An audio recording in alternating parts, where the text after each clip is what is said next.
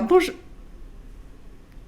Bonjour à tous. Alors on va commencer. On est absolument désolé pour les gens qui nous suivent à distance, puisqu'on a un petit problème technique ici à Opéra. Tout le quartier n'a plus de réseau, donc on va faire la présentation en live.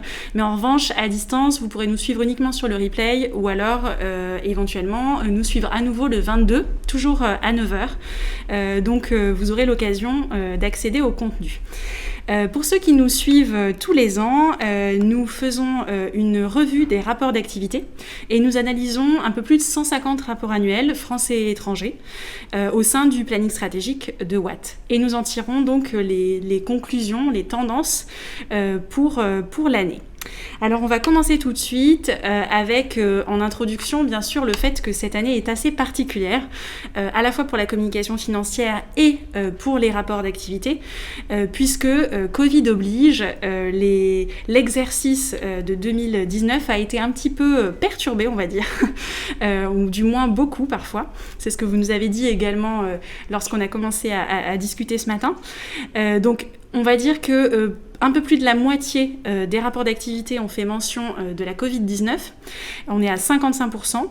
La plupart ont simplement fait une mention à l'intérieur, soit du paragraphe risque et enjeu. Mais certains ont beaucoup plus étayé le sujet avec des portfolios, des paragraphes entiers, ou bien ont même revu entièrement le rapport d'activité pour intégrer la Covid à leurs différents sujets. En revanche, on a presque une trentaine de RA qui ne sont pas sortis au 7 septembre, ce qui veut dire que vraiment l'exercice a été perturbé cette année, puisque d'habitude, à cette date, la plupart sont sortis. Deuxième effet de la Covid, c'est que toutes les grandes entreprises qui avaient leurs assemblées générales en mars et en avril les ont finalement faites à huis clos, organisées à huis clos, puisqu'évidemment, il y avait le confinement. Et puis le dernier point, ce sont les dividendes, puisque on a eu moins 22% de dividendes reversés aux actionnaires, ce qui veut dire qu'évidemment, là encore, la relation aux actionnaires était perturbée cette année. Alors la question qu'on s'est posée, c'est finalement, quand le monde est en crise, comment va le RA ? Et on y a répondu à travers un portrait robot de cette édition 2019. Et le premier point que nous allons développer, c'est la partie essentielle et pragmatique, puisqu'en 2019, le RA, vous allez le voir, a été spécifiquement essentiel et pragmatique. Ce qu'on veut dire par là, c'est que finalement, il était plutôt à l'économie de pages, de mots. Et si on est parfaitement honnête, c'est pas non plus l'année la plus créative et la plus inventive, probablement parce que justement l'exercice a été un peu bousculé. Donc quand on regarde les dispositifs, on est plutôt sur, encore une fois, 2019, l'année d'un RA print. Le digital est vraiment une exception encore cette année, même plus encore que les années précédentes. Vous voyez que seulement 20% des dispositifs comportent du digital, et quand on dit ça, ça peut être vraiment de l'ordre de simplement la page ou l'intervention sur les réseaux sociaux. Donc on a vraiment pris en compte l'ensemble de ce qu'on peut faire sur les réseaux. Seulement 4% sont des dispositifs avec du digital first ou only, donc là c'est vraiment une minorité, c'est à peu près pareil que l'année dernière. Et si on regarde les dispositifs, finalement, ce qui prend le plus d'ampleur, c'est toujours le rapport intégré, on va revenir dessus, qui lui, aujourd'hui, est proposé par 40 entreprises du CAC 40 et du SBF 120, donc c'est 7 nouvelles sociétés cette année. Le RA Print, c'est quand même le dispositif le plus courant, avec 24% de RA Print seul. Et puis, si on regarde les dispositifs exclusivement financiers, il y en a eu davantage cette année. Alors là encore, est-ce que c'est finalement perturbation due à la crise ? Est-ce qu'il y a d'autres explications ? Mais en tout cas, on a 24% de dispositifs qui ne comportent que un rapport financier ou un document d'enregistrement universel. Si on disait aussi économie de mots et de pages, c'est parce que 2019, pour nous, c'est aussi l'année de la synthèse. On a 49 pages en moyenne, bien sûr, on ne compte pas le document d'enregistrement universel, ou anciennement appelé doc de ref, parce que lui, évidemment, il a beaucoup plus de pages et ça augmente plutôt tous les ans avec les exigences réglementaires. Mais si on regarde l'autre support qui, en général, l'accompagne, que ce soit un RI, un RA ou qu'il ait un autre nom, il comporte 49 pages en moyenne, là où l'année dernière, on était plutôt autour de 90. Donc, clairement, on est sur une réduction du nombre de pages. Et à l'inverse, si vous voyez à côté le petit chiffre des 11%, c'est que on a un peu moins d'essentiel cette année, alors que tous les ans on en avait de plus en plus, peut-être justement parce que finalement le RA est lui-même plus à l'essentiel. Alors les raisons de cette synthèse-là, est-ce que c'est l'influence du rapport intégré qui se veut plus synthétique? Est-ce que ce sont les perturbations de la crise? Est-ce que c'est une volonté aussi de se rendre plus accessible, de simplifier le propos, de le rendre un petit peu plus light pour que le lecteur s'y retrouve davantage? Est-ce que ce sont aussi des économies budgétaires? Voilà, ça c'est peut-être une question à laquelle vous pourrez répondre aussi. Et si on regarde le dispositif type cette année, on est dans l'année de la solitude, puisque clairement le RA le plus représenté, c'est soit un RA seul, soit un document d'enregistrement universel seul, soit un rapport intégré seul. Et éventuellement, on va avoir un petit pendant digital, donc soit un long grid, soit un portail PDF un peu amélioré, soit éventuellement quelques contenus pour les réseaux sociaux. Donc ça, c'est vraiment le dispositif le plus classique. Si on observe plus précisément les rapports intégrés, ils vivent aussi le plus souvent seuls, même si on retrouve également beaucoup de RI proposés avec un document de référence et quelques RI avec un document d'image ou intégrés à l'intérieur même du document de référence. Ça, c'est une tendance qui augmente cette année. On en a vu de plus en plus des RI réintégrés au document de référence. Alors, on souligne quand même quelques exceptions sur le digital parce que ça nous intéresse pour autant d'aller voir justement les entreprises qui ont développé des contenus digitaux. Alors, on en a 3 qui sont un peu nos coups de cœur cette année, qui sont un peu les seuls aussi, pour être honnête. Donc, le premier, c'est Puma, que vous voyez en haut à gauche, qui a une ergonomie qui est très intéressante et surtout des contenus de qualité et notamment des interviews des coureurs, à la fois en vidéo et en podcast. Donc, c'est vraiment par les contenus qu'il est intéressant. Vous avez Unibail Rodamco qui propose là encore une espèce de vitrine vidéo avec une très belle ergonomie qu'on vous encourage à aller voir. Et éditorialement, c'est aussi assez intéressant puisqu'en fait, il y a toute une chaîne éditoriale autour de Resync, Replay pour la partie portfolio. Donc, il y a tout un concept éditorial qui se tient bien. Et puis enfin, il y a Bouygues Construction qui propose un hub de contenu avec un travail spécifique sur le fait que les différents contenus soient partageables sur les réseaux. Donc après, ce qu'il faudrait voir, c'est est-ce qu'effectivement ils ont été partagés. Nous, on n'a pas forcément les statistiques, mais en tout cas, l'idée est plutôt intéressante. Et côté réseaux sociaux, pour être honnête, il n'y a pas grand-chose. On va dire qu'on est aussi plus exigeant. Hein. Maintenant, un peu de manière classique, on va faire la promotion des contenus du rapport annuel sur les réseaux. Donc, il y aura à minima une annonce de la sortie du rapport annuel et en général, 4 ou 5 contenus qui sont tirés du RA et qui vont être diffusés sur les réseaux. Ça, c'est un peu le plus classique, on va dire. À peu près toutes les entreprises le font. Maintenant, dans les nouveautés cette année, on a repéré l'utilisation du thread sur Twitter, par Elior. Ça, on a trouvé que c'était plutôt intéressant parce que ça permet de regrouper l'ensemble des contenus du rapport annuel dans une même conversation. On a repéré l'utilisation de hashtags, ça c'est pas nouveau, mais il y a encore 2 essais, notamment chez Arkema et chez Bouygues Construction. Donc chez Bouygues Construction, ça se justifie parce qu'en plus le dispositif est digital, donc il y a quand même un lien entre les deux. Pour autant, ce qu'on constate, c'est que dans les 2 cas, aussi bien sur le thread d'Elior qui pourtant propose des podcasts, donc vraiment des contenus de qualité, l'engagement est très très faible. Donc on est de l'ordre de 3-4 partages.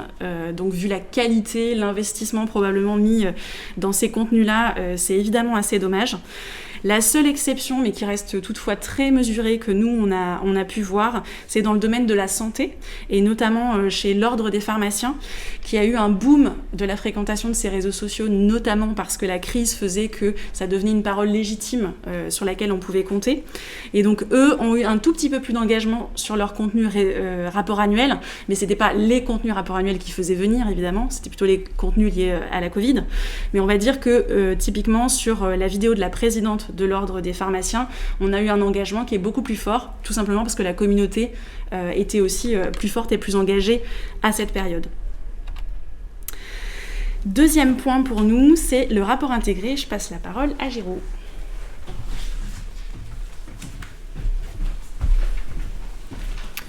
Merci beaucoup Céline, bonjour à tous. Comment ? Oui, je ne me suis pas présentée. je suis désolée, je vais enchaîner tout de suite comme on est un peu pressé, mais du coup, Géraud et Céline ont fait partie du planning stratégique de Watt.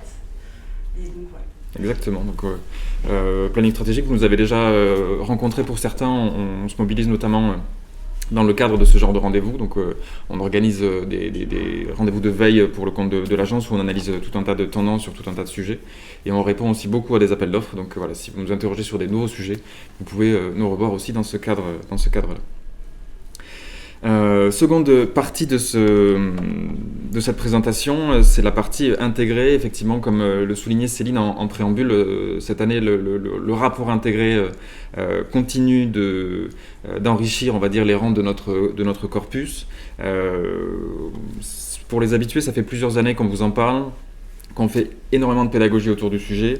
Là, cette année, on a voulu pas forcément prendre ce pas-là. On pense que justement, le marché est arrivé quasi à maturité sur le sujet. Donc, c'est plus d'arriver à adresser avec vous les grandes tendances aussi qui se dégagent au sein de ce support qui est spécifique.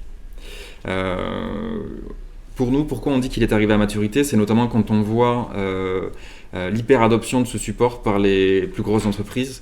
Parmi CAC 40 et SBF 120, vous avez tous les noms qui apparaissent à l'écran et qui ont déjà utilisé le rapport intégré sur au moins 2 années.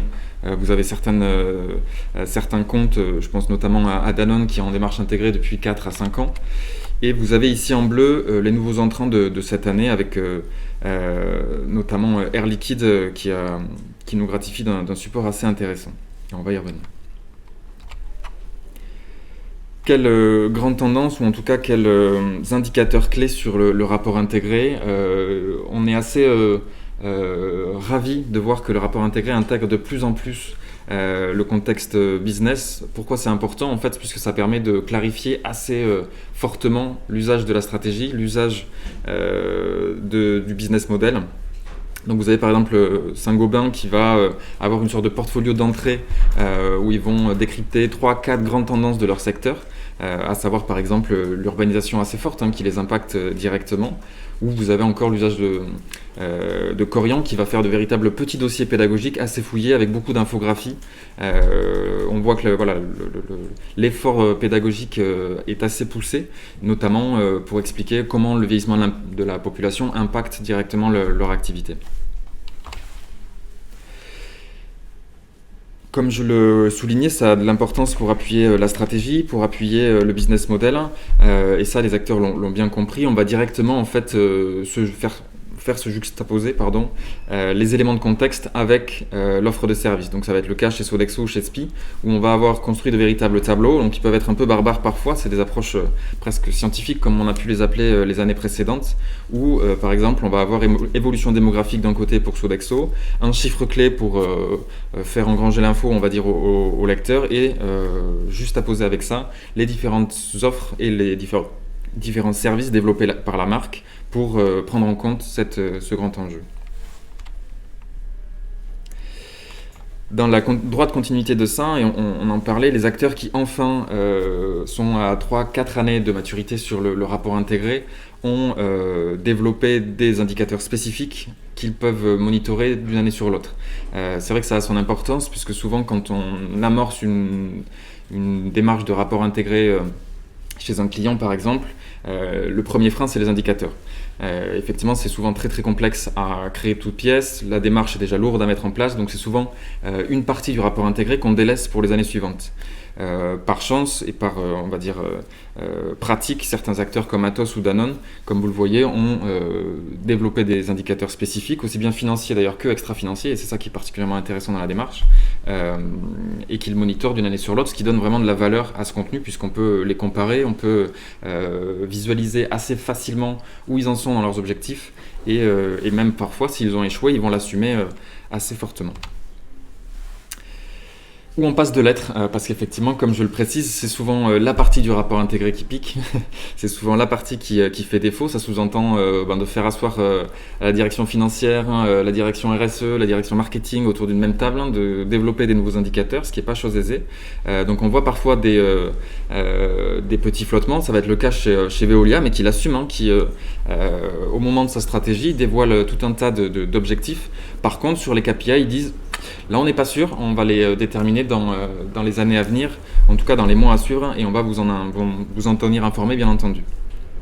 Autre incohérence, par exemple chez RATP, mais ce n'est pas les seuls, hein, l'idée c'est pas bien sûr de les montrer du doigt, mais au sein du rapport intégré, vous avez toujours ce schéma assez classique, donc le modèle de création de valeur, qui finalement, sur la partie gauche, dresse les ressources, donc c'est-à-dire tout ce que la boîte utilise, au milieu sa stratégie, donc tout ce qu'elle utilise à gauche, sa stratégie au milieu, et à droite, toute la valeur qu'elle crée.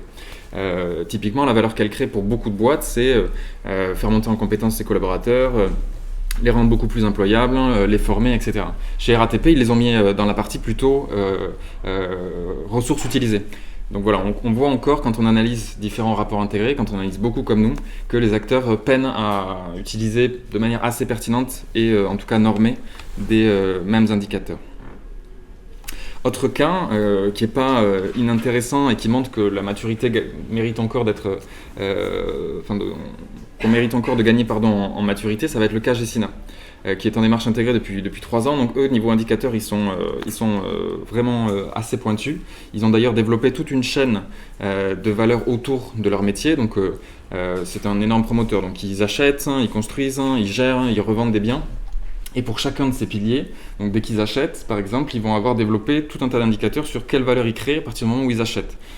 Donc quand ils achètent, c'est souvent pour renouveler des biens, par exemple, pour les construire avec des nouvelles normes, pour faire en sorte qu'ils soient mieux gérés, pour économiser l'énergie, etc.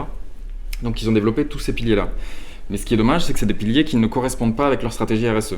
Ils ont développé toute une autre partie qui s'appelle Utile Ensemble, qui là regroupe tous leurs KPI RSE, donc extra-financiers, et ça mériterait que ces deux parties communiquent un peu plus.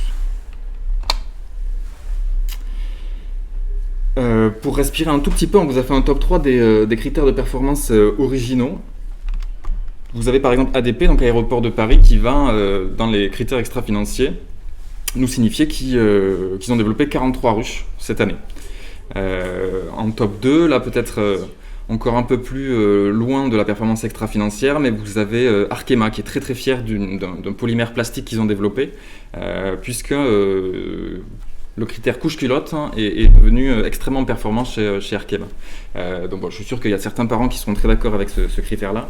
C'est vrai que c'est assez rigolo du coup de voir comment les entreprises jouent avec leur business model, jouent avec leurs offres de services, pour aussi développer des KPI qui leur sont propres. Et typiquement, la palme revient quand même à BIC, qui est certes attaquable puisqu'ils veulent jouer sur des produits extrêmement durables, là où leur gamme est quand même entièrement en plastique. Mais du coup, ils communiquent beaucoup sur la durabilité de leurs produits. Donc par exemple, cette année, ils sont très fiers d'afficher que leur stylo BIC peut courir 2 km sans s'assécher. Seconde page de respiration dans la foulée, là, un peu plus lointaine de vos business models, j'en suis certain. Mais c'est une association qu'on suit chaque année puisqu'ils ont toujours des très très bons rapports annuels. Et en l'occurrence, ici, ils sont en Impact Report, donc une démarche encore un peu différente du rapport intégré. C'est l'équivalent des Restos du Cœur pour l'Australie. Et en fait, eux, dans leur impact, cette année, ils ont valorisé des recettes de cuisine. Donc à gauche, vous avez tous les ingrédients qu'ils ont récupérés par de la collecte, par des dons, etc. Et à droite, vous avez l'impact, c'est-à-dire en fait, la transformation de ces produits-là et ce que ça a donné dans le fait de les redistribuer aux gens. Donc là, les parties chiffrées, c'est plutôt le nombre de repas qu'ils ont distribués, le nombre de personnes à qui ils sont venus en aide, etc. etc. Dans les nouveautés cette année, ou en tout cas les signaux encourageants, on voit également des parties de risque beaucoup plus développées. Pareil, le risque, ça sous-entend quand même de faire asseoir beaucoup de gens autour de la table. On le sait, c'est pas toujours évident dans les organisations. Quand on voit par exemple le travail qu'a été capable de fournir Solvay, qui est un chimiste de spécialité sur le risque climatique sur ses activités, on se dit que voilà, c'est enfin la direction RSE qui s'est assise avec les directions financières et la direction produit pour aboutir à ces pages-là, et ça c'est très encourageant. Dans une démarche de transparence aussi, beaucoup d'acteurs ont fait apparaître la rémunération des dirigeants directement dans le RI. Donc ce qui est pour les acteurs cotés plutôt classique, puisque au sein des docs de ref, c'est une obligation de le faire apparaître, mais ça n'apparaissait pas dans les rapports intégrés.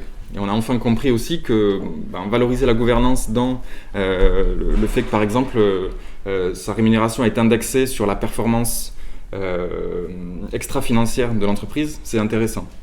Donc là, ici, vous avez Capgemini, mais vous avez aussi Orange, où on apprend qu'une part variable de la rémunération des dirigeants est indexée sur la satisfaction des clients, typiquement.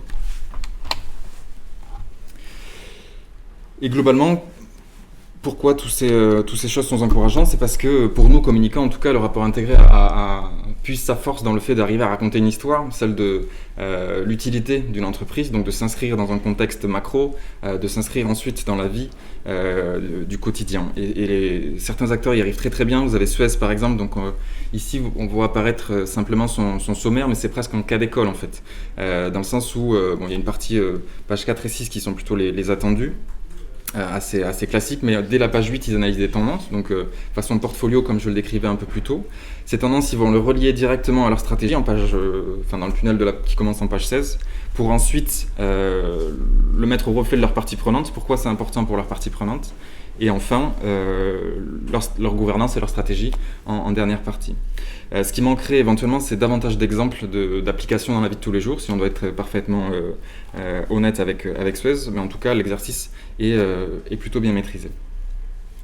Chez AXA aussi, très très beau cas d'école, dans le sens où eux, ils ont construit tout un discours autour de leurs parties prenantes, donc ils vont à la rencontre de divers assurés dans divers secteurs, aussi bien professionnels que privés, que personnels, individuels. Et ils vont se poser la question de qu'attendent par exemple les patients d'un assureur comme AXA, et ils vont y répondre. Donc ce qui a le mérite en fait de directement relier enjeux, stratégie, offre de services à leurs clients. Voilà pour le rapport intégré. On passe à une deuxième partie qui a bien sûr marqué cette année, qui est l'apparition du Covid et la gestion de ce fait dans les rapports annuels. Alors, évidemment, ça ne vous aura pas échappé, c'est un fait marquant de l'année. Alors, c'est plutôt 2020, mais en réalité, les rapports annuels, même si, en général, ils parlent plutôt de l'année précédente, ils ont, vous avez vu, pour plus de la moitié, évoqué quand même le sujet. Donc, on va revenir un petit peu sur la manière dont ils l'ont évoqué, parce que c'est vrai que c'est aussi un indicateur pour vous de la manière dont vous pourrez aussi le traiter en 2020. Donc la première façon de traiter le Covid, c'est de revenir sur la crise. Ça, c'était la manière, on va dire, la plus classique.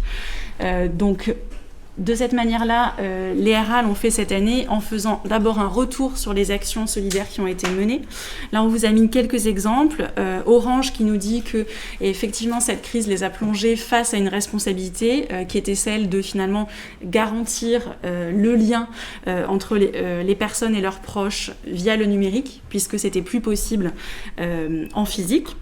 On a Suez qui nous présente un appel à idées qu'ils ont fait auprès de leurs collaborateurs pour faire remonter des actions intéressantes de solidarité et qui les ont mis en œuvre. Et puis on a chez BNP Paribas une initiative un peu particulière. Finalement, ils ont fait remonter à l'intérieur de la partie Covid de leur rapport les témoignages de bénéficiaires qui remerciaient finalement BNP Paribas. Par exemple, ici, vous avez un exemple de la Croix-Rouge qui remercie BNP Paribas pour un don. La deuxième manière, on va dire la plus classique que l'on a pu voir dans les rapports de cette année, c'était de remercier une nouvelle fois les collaborateurs, et notamment les collaborateurs qui étaient en première ligne pendant la crise. Donc, vous voyez qu'ici, on a souligné Casino, donc la grande distribution, le groupe La Poste, Mindfreight qui est aussi une poste mais autrichienne. Donc vous voyez que ces salariés, les fameux héros du quotidien dont on a beaucoup parlé, ils sont aussi remerciés dans les RA, avec évidemment des éditos, mais aussi par beaucoup de portfolios, voire Mindfreight par exemple cite l'ensemble de ses collaborateurs, donc le nom de l'ensemble de ses collaborateurs. Mais si on veut aller un petit peu plus loin, ce qu'on a pu voir, c'est aussi qu'au-delà des pages Covid un peu classiques, le RA il a été influencé aussi dans son ensemble, dans l'ensemble de ses contenus. Et la première chose, c'est que les entreprises cette année ont voulu vraiment se montrer solides et rassurante, on va dire, hein, parce qu'évidemment, on sait qu'après la crise sanitaire, il y a une crise économique et que donc il va falloir montrer qu'on va tenir. Donc la première chose, c'était de se baser sur son histoire, et cette année, on a eu beaucoup de parties historiques dans les R1, c'était vraiment pas le cas l'année précédente. On vous a mis ici quelques exemples. Chez Sodexo, ce qui est intéressant, c'est que finalement l'histoire, elle est liée à la création de valeur. Il montre vraiment comment chacun des temps forts a pu nourrir la valeur de l'entreprise. Chez AXA, c'est intéressant aussi parce qu'il y a un livret qui s'appelle L'Aventure AXA qui a été publié en même temps que le rapport d'activité, donc il fait vraiment partie du dispositif. Et puis chez Daiwa House, on part du fondateur et on va jusqu'à la prospective, donc vous voyez qu'on va jusqu'à 2055 en termes de prospective. Et puis, deuxième chose sur laquelle on se base cette année pour montrer qu'on est fort, qu'on est musclé, qu'on va résister, ce sont les collaborateurs, parce que finalement, c'est l'actif numéro 1 de l'entreprise, surtout quand il faut les protéger, garantir leur sécurité, leur bien-être. Donc les collaborateurs, vous voyez qu'ils ont finalement créé des visites guidées à l'intérieur du rapport d'activité chez 3 acteurs, la Banque Postale, Nexity et Carrefour. Clairement, ce sont des collaborateurs qui émaillent l'ensemble du rapport et qui nous racontent les projets.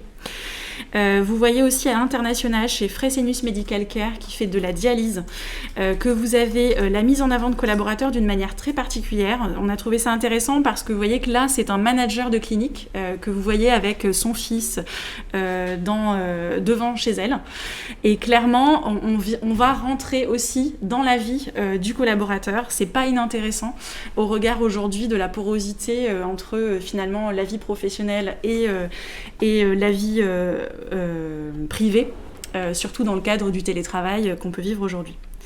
Et puis dernier point, ce sont les collaborateurs qui interviewent les présidents. Ça c'est un exercice un petit peu classique maintenant, on la voit depuis presque 5 ans. Cette année c'est Danone et L'Oréal qui se sont risqués à l'exercice. Je dis risqués à l'exercice parce que c'est finalement pas si simple, puisque si vous regardez là la question qu'un collaborateur pose à Emmanuel Faber, donc côté Danone, c'est qu'est-ce qui explique le succès de Danone depuis 100 ans. Donc finalement c'est difficile d'avoir des collaborateurs qui posent des questions et qui sont des questions qui sont un peu différentes de celles qu'aurait posé la com. C'est ça un peu la difficulté de l'exercice. Une petite page de respiration avec 2 RA qu'on a bien aimé cette année parce que on a vu fleurir le RA collaboratif il y a 1 ou 2 ans, et puis là on a l'impression que ça gagne un peu en maturité.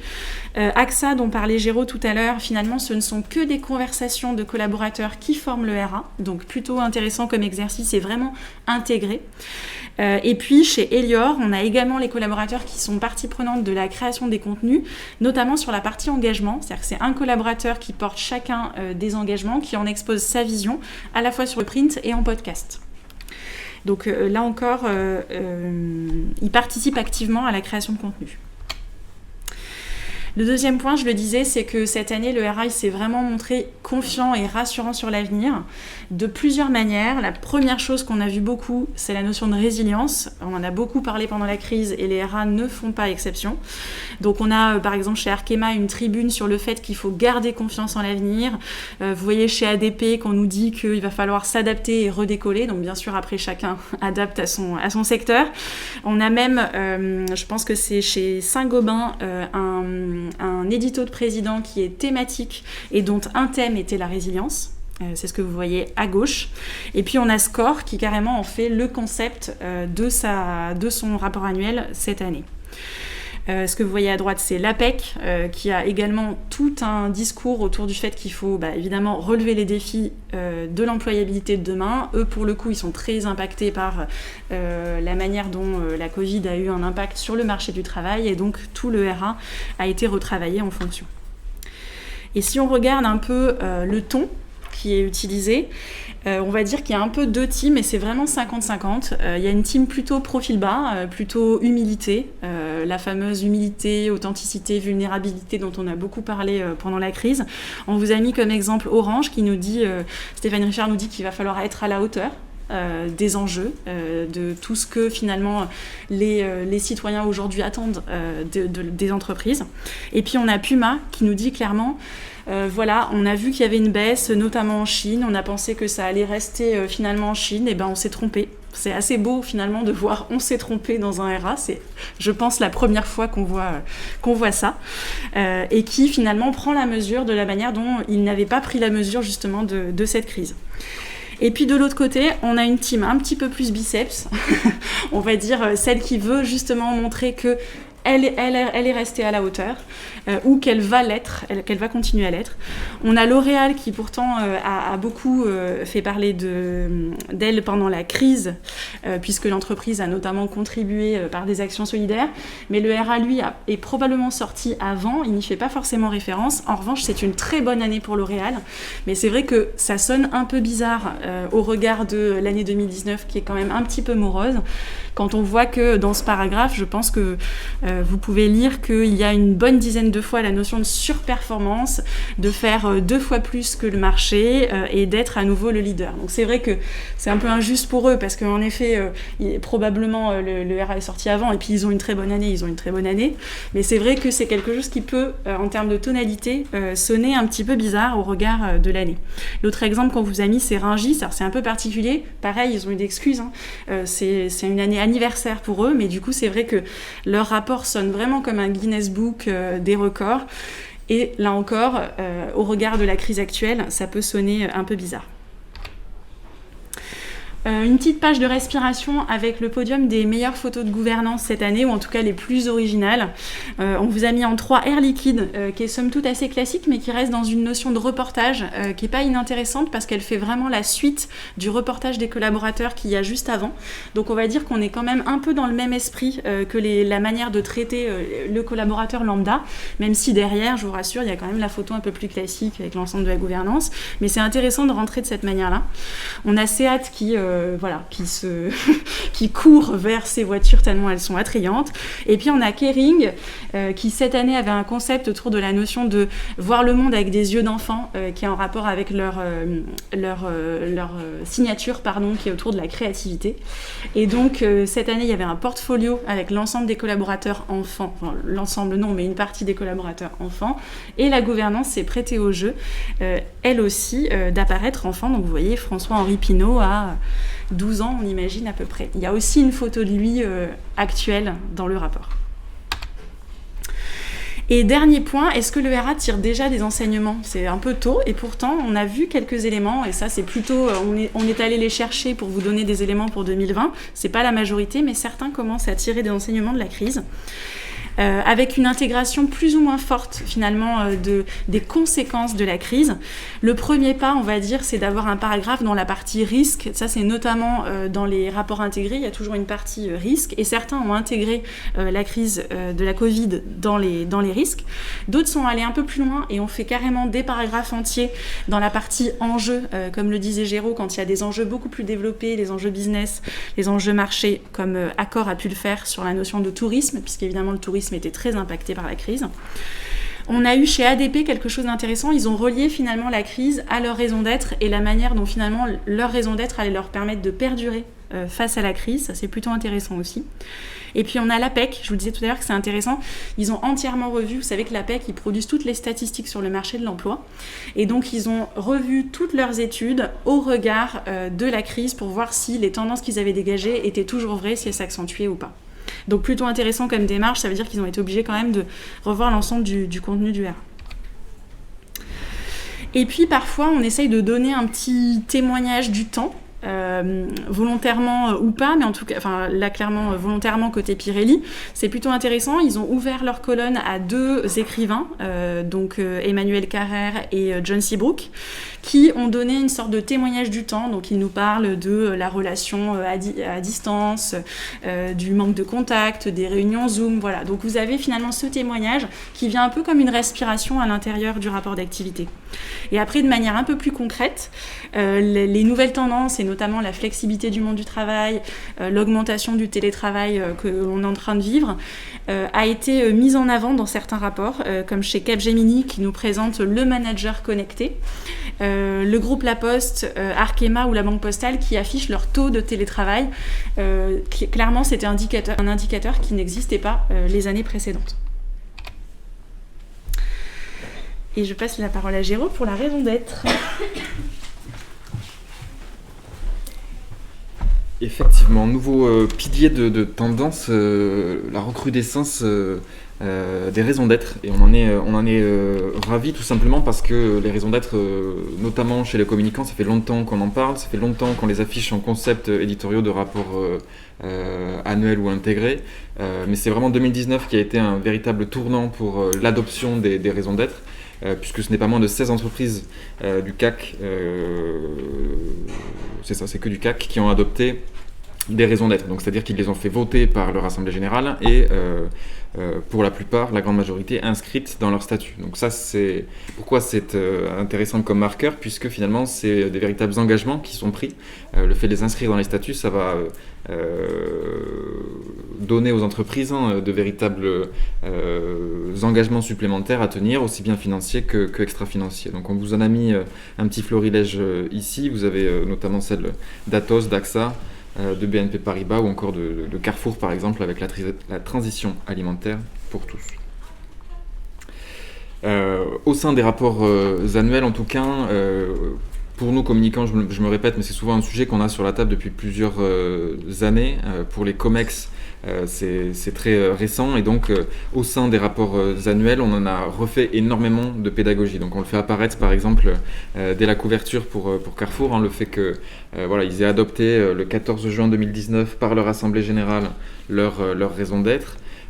C'est aussi la course à qui l'a fait formaliser le plus vite. Donc vous avez Atos qui revendique au sein de ses pages à être le premier à avoir publié sa raison d'être. Donc pour la plupart d'entre vous, vous nous connaissez, on adore ce genre d'infos.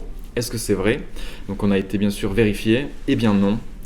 Atos, vous mentez.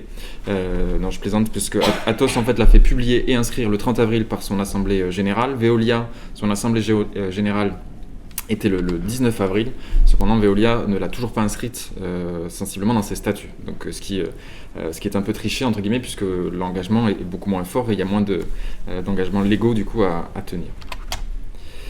Donc, comme je le disais, l'heure est à la pédagogie. Société Générale l'a bien compris, ils ont adopté une raison d'être plutôt courte, donc ils ont carrément, dès les premières pages du rapport, une description de chacun des mots de cette raison d'être. Ça a le mérite d'être assez clair et assez accessible pour tout un chacun. Voire même beaucoup de pédagogie. On va revenir sur Veolia. Donc Veolia, ils ont eu une approche un peu différente. Ils n'arrivaient pas à rédiger une raison d'être courte, donc ils en ont fait une longue. C'est tout ce que vous voyez sur la double page du bas en bleu. Elle est aussi visible sur leur couverture de support, puisqu'en fait, en plus de leur rapport intégré, ils ont réalisé un essentiel et un support dédié à leur raison d'être. Et donc ils l'ont mise 2 fois sur la couve, au sein d'une double page à l'intérieur, et ensuite tout au long du rapport intégré. Donc les pages à droite que vous voyez, c'est leur rapport intégré, et le texte oblique en rouge, c'est à nouveau leur raison d'être, qui file en fait tout le rapport intégré et qui est lié directement au contenu. Donc graphiquement, c'est assez compliqué à comprendre au départ et à lire du début jusqu'à la fin.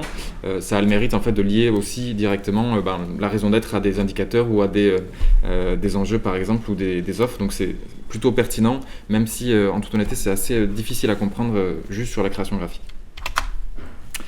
Bien sûr, c'est matière de présidence, matière de gouvernance. C'est souvent un sujet qu'on traite dès l'interview des présidents, revenir sur la pédagogie autour de pourquoi la nécessité d'adopter une raison d'être, pourquoi le choix de cette raison d'être spécifique. Donc on vous a mis ici quelques verbatims de présidents. Donc par exemple, Crédit Agricole, ils vont jusqu'à déclarer que la raison d'être est la clé de voûte de notre projet de groupe, qui va être décliné en 3 piliers, se nourrir les uns les autres, qu'elle les engage vis-à-vis de leurs clients, etc. etc. Donc vraiment faire valoir le fait que pour l'entreprise, c'est désormais matière de stratégie. Je me permets de fermer la fenêtre.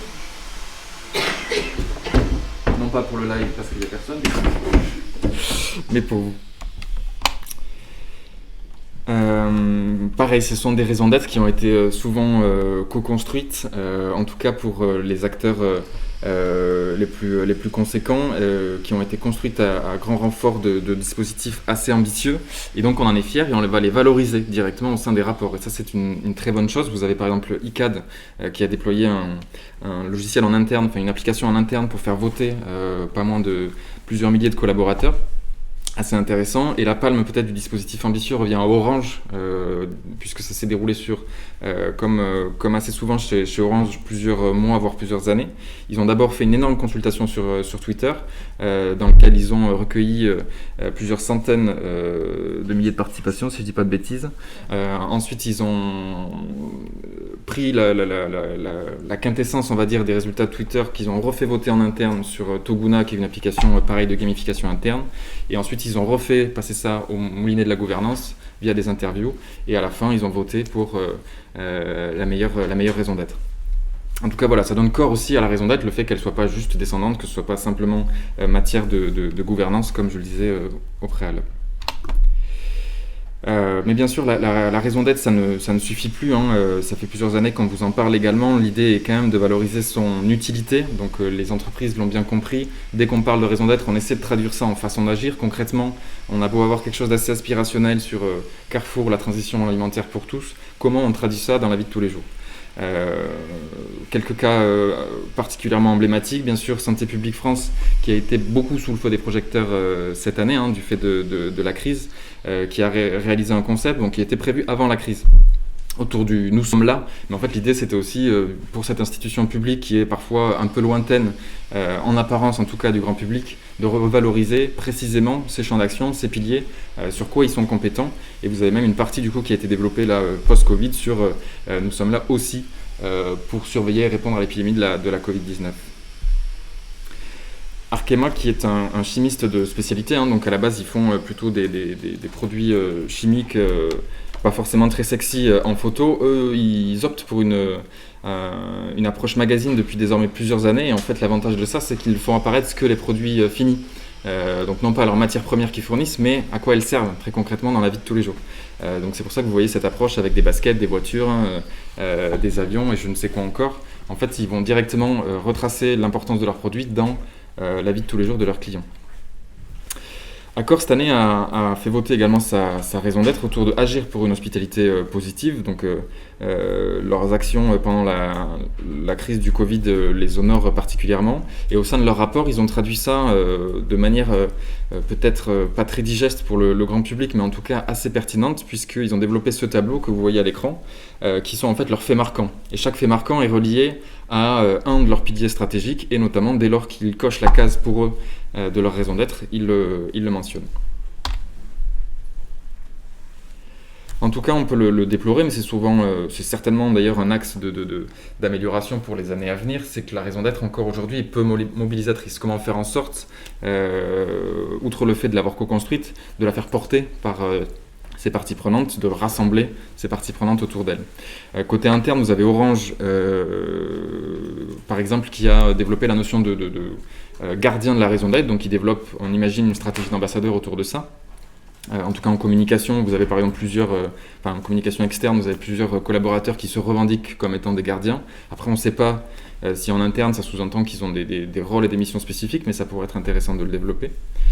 Capgemini, au sein de leur rapport, ont fait contribuer via des petits verbatims leurs collaborateurs sur, pour eux, qu'est-ce que ça sous-entend, cette raison d'être. Un peu pareil pour Solvay. Et exercice intéressant à souligner chez Veolia, ils ont développé carrément un événement qu'ils appellent Impact Award et qui est un appel à projet sur tous les collaborateurs qui auraient des bonnes idées pour nourrir cette raison d'être. Et bien sûr, les meilleurs projets sont ensuite élus et financés. Petit carton rouge quand même, si on peut se permettre, pour Air Liquide. Donc Air Liquide qui est en approche intégrée depuis cette année, qui en toute fin de leur rapport développe énormément de rencontres avec des parties prenantes, toutes très pertinentes, sauf une qui peut soulever la limite de l'exercice. Après, bien sûr, ne nous en voulez pas, Air Liquide, si vous regardez ce live, c'est aussi pour la blague, mais c'est par exemple pour l'actionnaire salarié. Avec ma musique, je sens que je peux impacter le monde à ma manière et je ressens la même chose avec mes actions Air Liquide. Bon, là, c'est un peu too much, mais l'idée est là. Dans les parties prenantes, on peut quand même souligner un grand absent qui est souvent le client Et ça, c'est assez dommage, puisque cette raison d'être, elle doit aussi être portée et servir aux clients. Donc il y a les exemples qu'on vous a cités plus haut, notamment chez AXA, qui nous contredisent un petit peu. Vous avez les traditionnels Ipsen, donc eux, on ne peut pas vraiment parler de clients, c'est plutôt du patient. Mais chaque année, Ipsen, depuis maintenant plusieurs années, a une ouverture de chacun de ces tunnels éditoriaux autour des besoins de leurs patients. Donc chaque offre de service, chaque solution développée par Ipsen est bien sûr reliée à des besoins très très concrets des patients, ce qui est assez pertinent. Et vous avez Lotte Shopping, qui est un promoteur de centre commercial en Corée, qui a également pour habitude de communiquer autour de ses parcours clients cette fois-ci. Donc vous avez par exemple cette dame que vous voyez en photo ici, qui ensuite a une problématique en tant que jeune vivant dans une ville de Corée. Et donc tout son parcours est ensuite tracé dans les différents centres commerciaux, infrastructures Lotte Shopping, pour les relier à différentes offres de services, donc une digitalisation plus forte, une multiplicité des commerces, etc., etc. Et d'ailleurs, voilà, petit message aussi passé par Lotte Shopping, mesdames ou messieurs, ce jeune homme est célibataire, parce que voilà, c'est un autre profil. Ils ont développé aussi comment je fais quand je suis célibataire pour vivre seul. Donc vous avez ce jeune homme et vous suivez ce jeune homme dans sa consommation de plats individuels en barquette. C'est pas forcément très réjouissant. Autre petit carton rouge chez Seb, donc qui fait quand même de l'électroménager grand public. On pourrait s'attendre à ce que du coup l'usage de ces produits et leur application dans la vie de tous les jours soit beaucoup plus centrale dans leur rapport.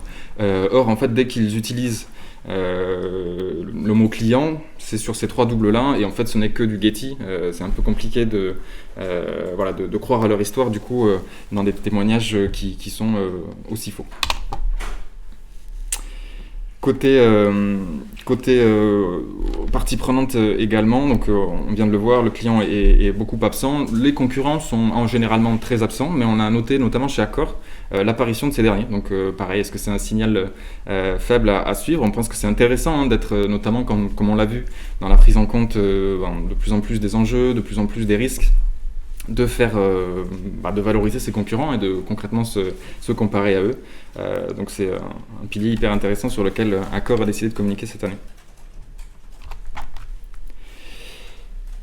Pour continuer sur la raison d'être, on s'est quand même demandé aussi comment la faire vivre. On a vu qu'on essaie de l'appuyer sur ces parties prenantes. Là, on s'est intéressé plutôt à la partie concept éditorial, ce qui va aussi vous intéresser pour nourrir vos rapports.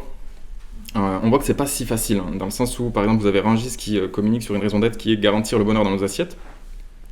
Donc Rungis, marché international, et quand on parle de bonheur dans les assiettes, en tant qu'épicurien notamment, on peut s'imaginer à garantir de la qualité, bien sûr, de la sécurité, de la créativité. Mais en fait, quand on s'intéresse de près à leur rapport, on se rend compte qu'ils ne font qu'étudier très partiellement d'ailleurs les études sur leurs différentes filières, donc les fruits et les légumes, les produits carnés, etc.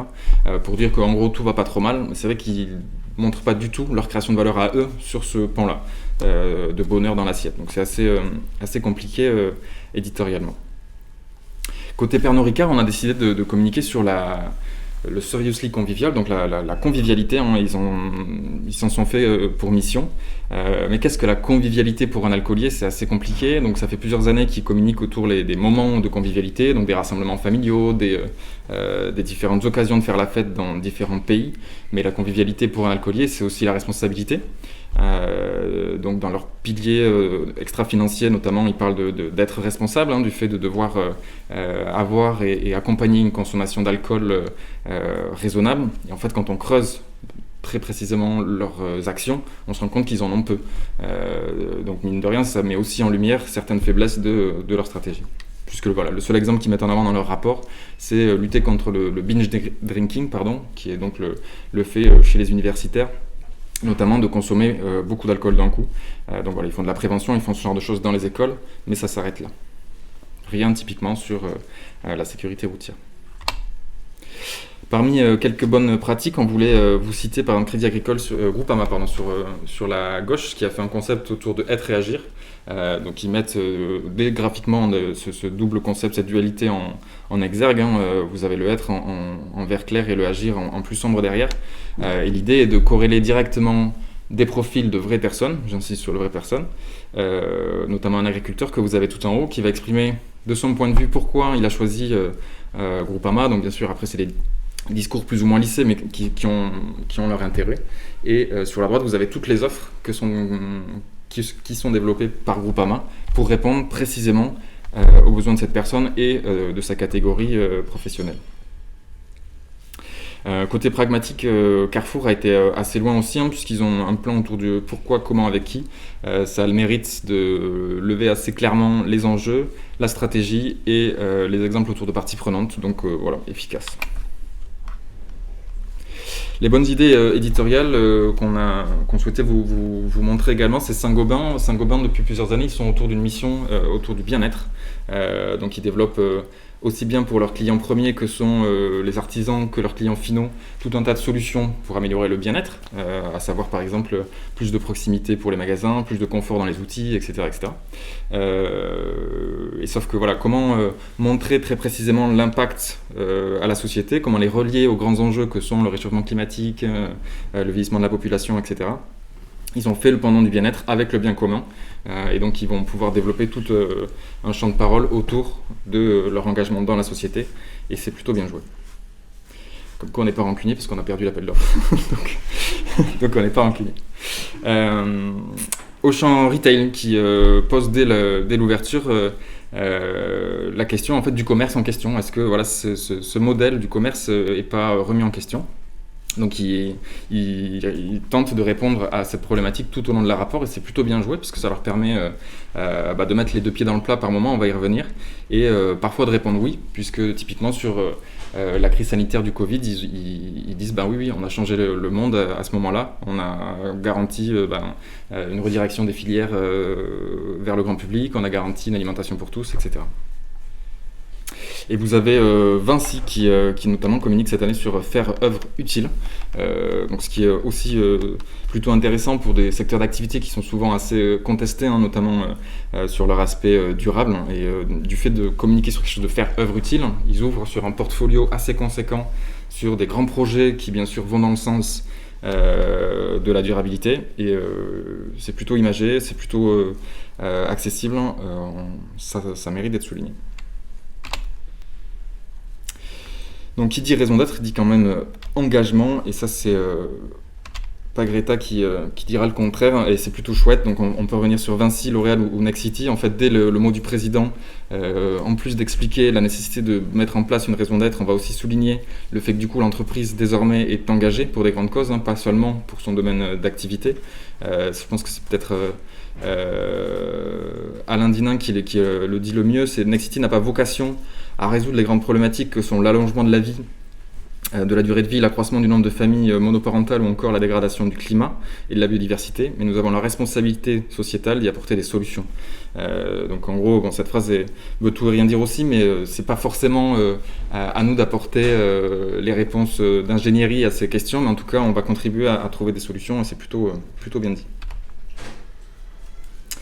Quand on parle d'engagement, on a vu fleurir cette approche aussi. Je ne sais pas si vous êtes forcément familier avec les ODD qui sont donc ont été développés en 2015 par les organisations des Nations Unies, par les pays membres. Ils sont au nombre de 17. Et en fait, ça permet d'inscrire toutes les entreprises privées dans un même cadre. Donc vous avez, j'ai plus les nombres en tête, mais vous avez par exemple en 2 le réchauffement climatique. Donc c'est d'inscrire toutes les grandes problématiques face auxquelles le monde est confronté, et de pouvoir se projeter sur ces enjeux. Donc Téléperformance autant que Sanofi par exemple ont adopté ces enjeux-là. Ça leur permet de relier directement leur activité à des grands enjeux de société qui sont les mêmes pour tous. ODD, c'est Objectif de développement durable, pardon, je ne l'ai pas forcément précisé. Ça a le mérite, ce côté, montrer qu'on est engagé désormais, qu'on va au-delà de son activité. Ça a le mérite de faire évoluer assez considérablement la sémantique utilisée et les dispositifs, puisque par exemple vous avez Schneider Electric qui utilise directement le mot responsabilité dans sa couverture. Vous avez une vision ambitieuse, un impact positif et une responsabilité totale. Donc l'idée est bien sûr de faire évoluer la sémantique. Autre exemple assez intéressant, c'est Plasticomium, qui est un industriel notamment dans les plastiques, puisque les containers de poubelles typiquement sont fournis en grande majorité par Plasticomium, qui fait évoluer, et pour nous c'est un signal faible, les mentions de plan stratégique, où souvent c'est ambition 2020, ce genre de mots un peu neutres. Là on est carrément sur Shaping 2030, donc voilà comment on va redessiner et notre entreprise et la société de manière beaucoup plus offensive finalement que juste nos ambitions passives pour la société. Elior, dans son rapport, qui est un de nos coups de cœur aussi cette année, va carrément développer toute une partie magazine en parallèle de son rapport sur une revue d'engagement. Donc l'idée étant de montrer vraiment tous les engagements de la marque et comment, et toutes les actions qui en témoignent dans le quotidien.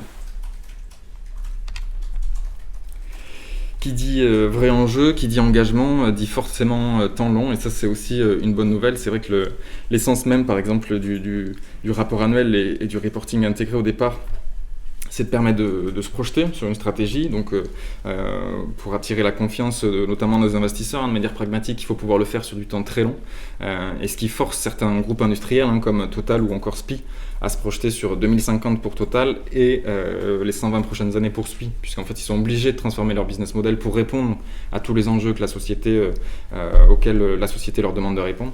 Et donc ils osent se projeter, ils osent enfin prendre la parole sur des temps aussi longs, et ça c'est plutôt appréciable. Parfois on ne sait pas, mais on le dit quand même, et c'est aussi un signal faible qui n'est pas inintéressant. Vous avez Michelin par exemple qui communique cette année sur un aspect 100% durable, ils veulent être 100% durable. Par contre, voilà, quand on creuse au sein du rapport, on se rend compte qu'ils disent on ne sait pas encore comment on va y arriver, mais to be continued. En tout cas, dans l'envie d'être toujours plus engagé et transparent, c'est vrai qu'on pouvait s'attendre à ce que les labels fleurissent de plus en plus, la labellisation des marques. Petite déception cette année, sans doute champ d'amélioration pour le futur. C'est encore compliqué de se faire auditer, notamment par Bicorp, qui sont des démarches très lourdes, très engageantes pour le coup. Donc voilà, vous avez que certains acteurs comme Rémy Cointreau et Danone qui le revendiquent, et encore c'est souvent pour des toutes petites parties. Rémy Cointreau par exemple, c'est juste pour une de ses usines au fin fond de l'Angleterre ou de l'Écosse. Et justement, on a conscience que la route est longue, et on ose le dire dans un discours de transparence. C'est vrai que Céline faisait l'éloge du discours du président de Puma. Le discours de la responsable RSE de Puma est aussi assez fort là-dessus, puisque concrètement, elle ose dire qu'il y a encore du travail à faire, on en a conscience. Chez Nexity, nous avons encore des progrès à faire aussi, et le chemin devant nous est passionnant. Et chez Score, ce qui nous a plu, c'est donc, outre cette couverture assez mouvementée autour de la résilience, comme l'affichait Céline, vous avez aussi leur plan stratégique qui s'appelle désormais Quantum Leap, pour en gros bond de géant. Donc on sait qu'on a encore un énorme trou à combler devant nous, mais bien sûr on va y arriver puisqu'on est résilient. Le fait de s'engager, c'est le fait de parler vrai aussi, et ça on aime. On a souligné quelques exemples, notamment chez Covea Finance, qui est un acteur donc, qui s'occupe notamment de la gestion d'actifs, et qui a une présidente qui est plutôt engagée, notamment à l'inverse de ce qu'on pourrait penser, puisqu'elle souligne assez fortement que grosso modo l'État encourage, comment elle utilise quel terme, invite les acteurs de gestion d'actifs à privilégier beaucoup les ESG, mais elle remet quand même beaucoup en question cette invitation qui n'est pas forcément pertinente et qui n'est pas forcément performante, ce qui reste quand même leur rôle premier. De manière tout aussi politique, vous avez Auchan ou Carrefour qui sont des acteurs de grande distrie et qui osent poser des questions qui dérangent un petit peu, notamment est-ce que le monde agricole, est-ce que la grande distribution veut sauver le monde agricole, ce qui est quand même un fait d'actualité et de société assez fort, ou encore leur rôle à jouer dans la revalorisation du prix du lait. Et voilà pour cette partie autour de la raison d'être. Et grosso modo, pour cette matinée, je vais juste laisser Céline conclure sur concrètement qu'est-ce qu'on fait pour 2020.